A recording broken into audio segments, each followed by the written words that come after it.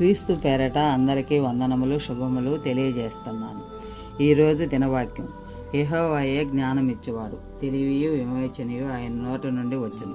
సామెతల గ్రంథం 2వ అధ్యాయం 6వ వచనం. ప్రియమైన దేవుని బిడ్డలారా, లోకంలో ఒక సామెత ఉంది. మనిషికి ఎంత జ్ఞానం ఉన్నా మంచి స్వభావం లేకపోతే జ్ఞానము ఉన్నా అంతా వ్యర్థమే. నిజమే, లోకంలో ఎన్నో జ్ఞానాలున్నాయి. ఉదాహరణకు మనుషుల జ్ఞానం, లోక జ్ఞానం, లౌకిక జ్ఞానం, భూ సంబంధమైన జ్ఞానం, దయ్యముల జ్ఞానం, ఇలా ఎన్నో జ్ఞానాలున్నా మనిషిలో సంస్కారం, మంచి స్వభావం కలుగజేసేది కేవలం దైవిక జ్ఞానం మాత్రమే. దేవుని జ్ఞానం ఎలా ఉంటుందంటే పవిత్రమైనదిగా ఉంటుంది, సమాధానకరమైనదిగాను, మృదువైనదిగాను, సులభముగా లోబడినదిగాను, కనికరముతో మంచి ఫలములతో నిండుకొని ఉన్నది. ప్రియమైన దేవుని బిడ్డలారా, ఈ శ్రేష్టమైన జ్ఞానము నీవు సంపాదించుకోగలిగినది కాదు.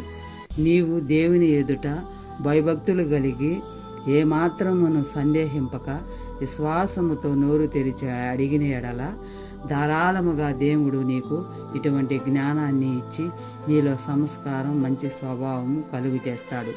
ఇట్టి కృప మన అందరికీ కలుగునుగాక. ఆమెన్. అర్థం చేసుకుందాం.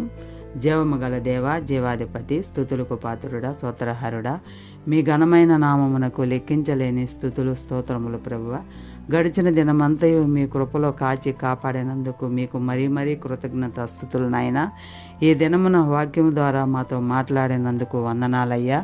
మా జీవితంలో మాకు మంచి జ్ఞానాన్ని అనుగ్రహించమని, అలాగే మంచి స్వభావమును దయచేయమని అడుగుతూ, ఈ ప్రార్థనలో ఏకీభవిస్తున్న వారే అందరినీ, వారి కుటుంబాలను దీవించి ఆశీర్వదించమని యేసయ్య పరిశుద్ధమైన నామములో అడిగి వేడుకొనుచున్నాం మా ప్రియ పరలోకపు తండ్రి.